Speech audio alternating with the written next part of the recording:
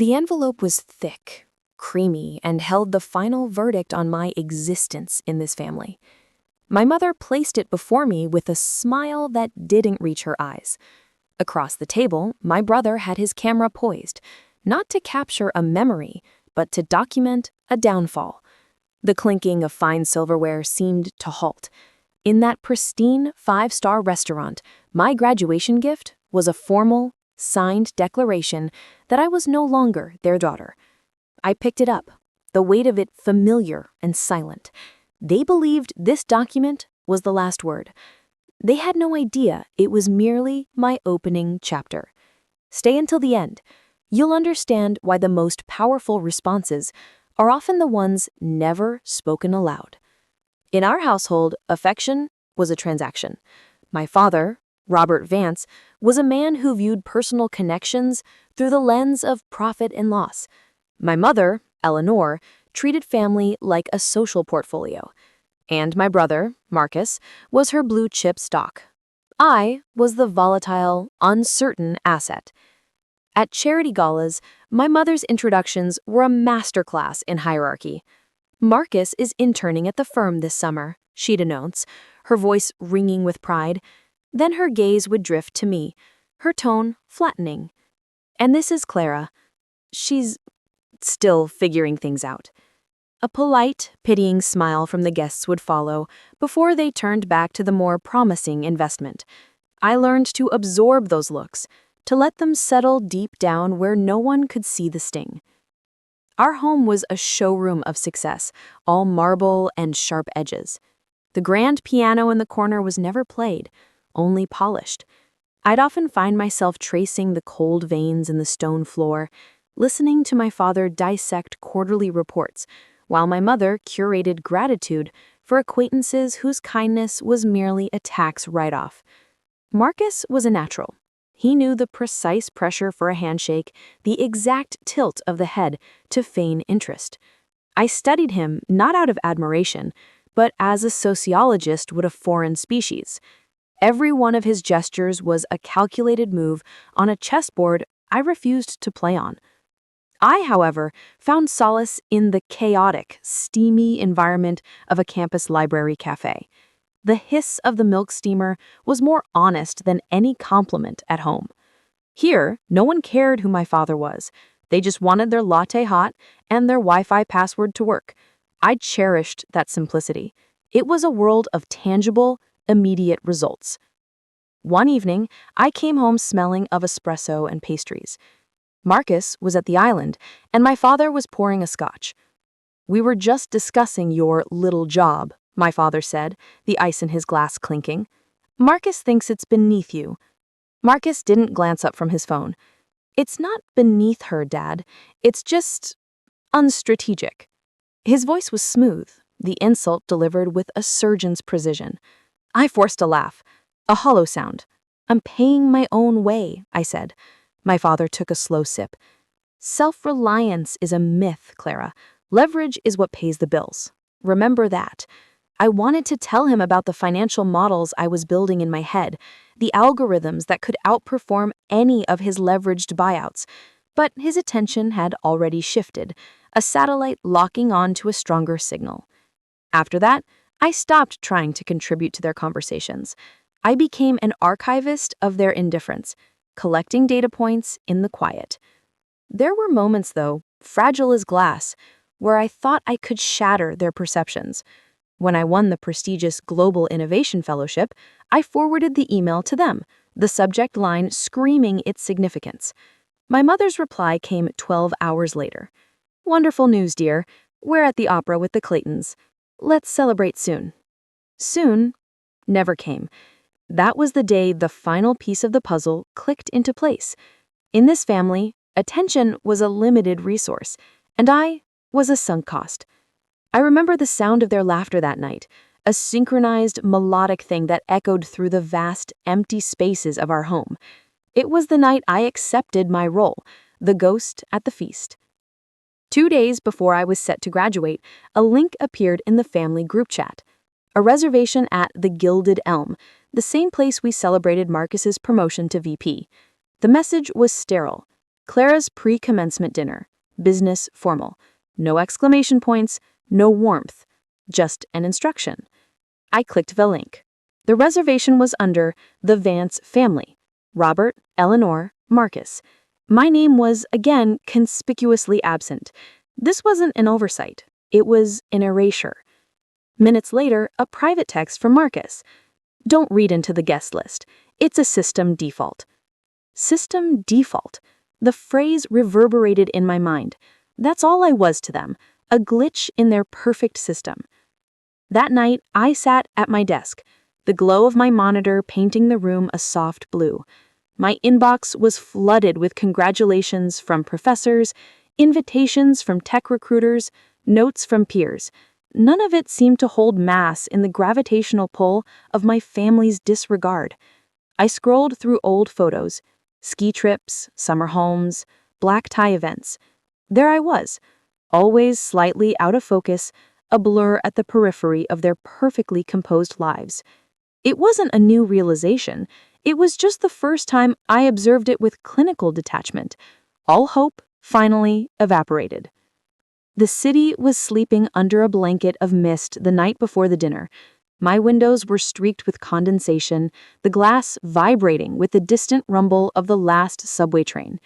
Inside, my sanctuary was in perfect order. Screeners glowed, hard drives hummed. I brewed a cup of tea, the sharp herbal scent a counterpoint to the damp night. My fingers flew across the keyboard, a staccato rhythm against the city's lazy pulse. Each line of code was a brick in a wall they couldn't see.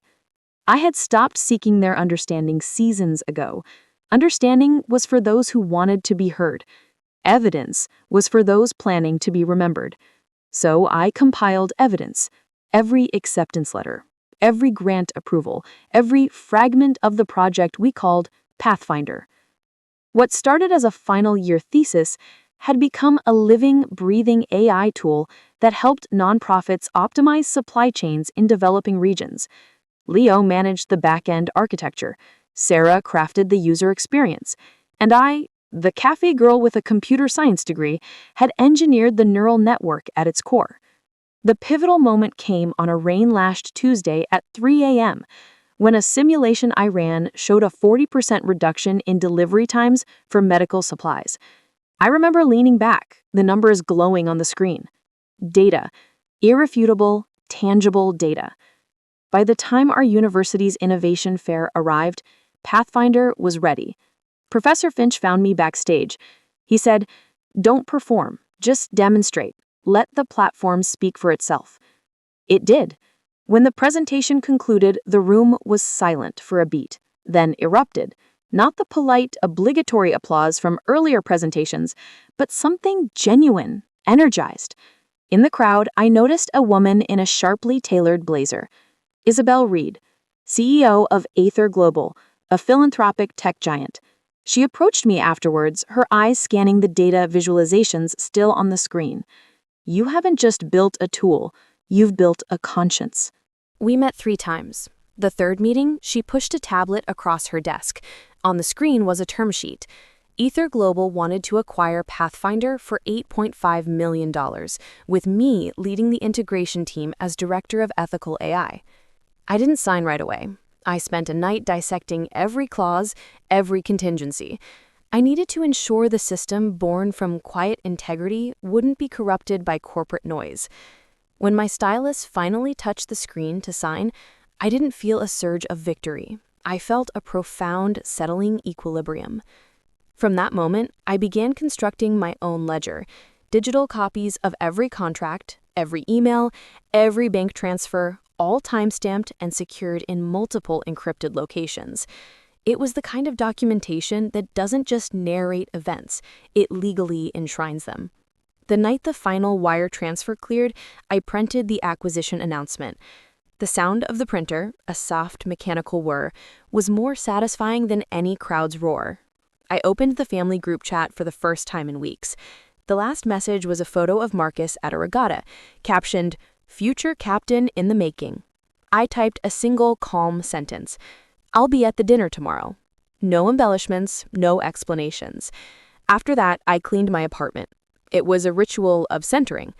Every object had a designated home. My offer letters sat in a clear folio on my desk, next to my diploma case, and a small, worn postcard my father had sent me from a business trip years ago, with just the words, "Make it count," scribbled on the back. I placed the new documents beneath it, the crisp paper a stark contrast to the faded ink. Midnight settled in. I shut down my computer, poured the last of my tea, and watched the city's lights shimmer on the river's surface. I thought about the dinner, their performative smiles, the inevitable performance. For the first time, there was no anxiety, only a cool, clear anticipation. They were coming with their document, believing it was a period at the end of my sentence.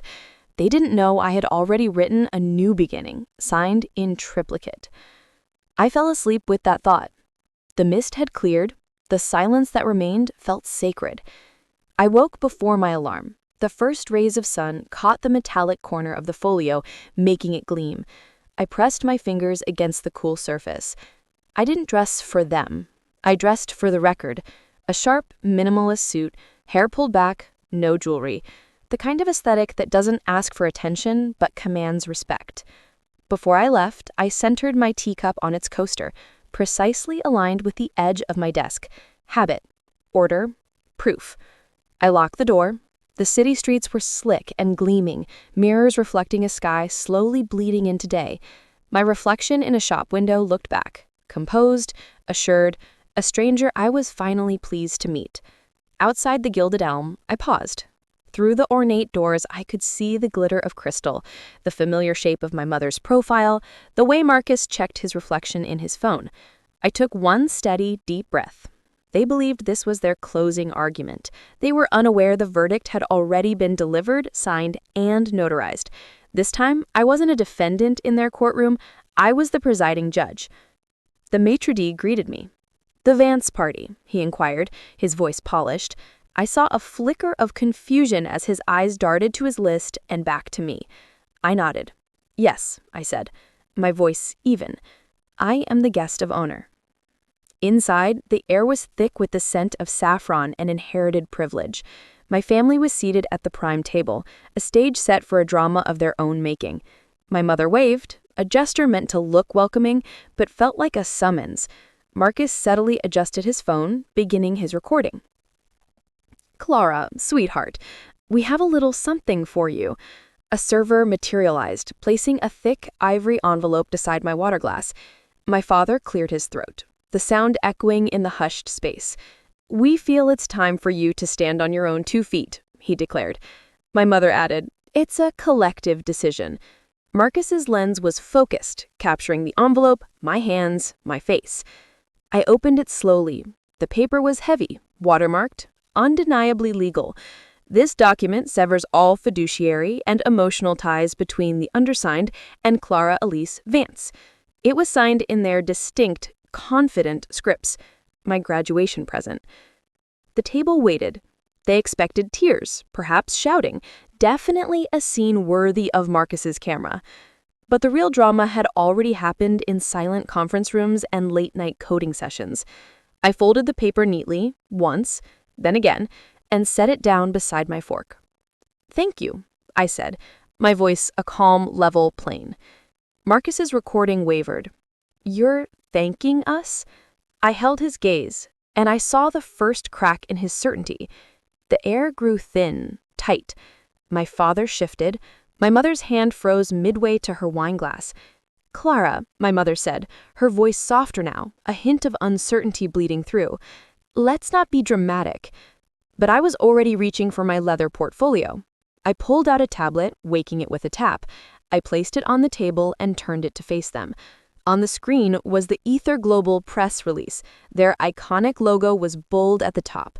Just below, my name, my title, the acquisition figure. For a long moment, there was only the sound of a violin from a distant corner of the room, playing a mournful tune. Marcus leaned in. His eyes darted across the screen. "This is real?" "Yes." My father's face hardened, the expression he reserved for market corrections he failed to predict. "You sold it." "I built it," I corrected, my tone still quiet, factual. "Then I sold it. The deal was finalized 48 hours ago. My mother tried to reassemble her composure, a difficult task with the foundation crumbling beneath her. We had no idea. I know, I replied. It was the first time I had witnessed my mother utterly disarmed. Marcus's phone was still in his hand, but the screen had gone dark. My father reached for his water, his hand betraying a faint but undeniable tremor. I did not raise my voice. I did not smirk. I simply stood, my chair making no sound on the plush carpet. You should hold on to that. I nudged their disownment letter back toward the center of the table. My records are already complete. The symmetry of the moment was absolute. As I reached the archway of the restaurant, I heard Marcus utter a single choked word, my name. I did not turn. Outside, the air was bracing, cleansed by the earlier mist. It smelled of wet pavement and absolute liberation. I checked my phone. A new email from Ether's legal team, a LinkedIn notification blowing up. Proof. All time-stamped.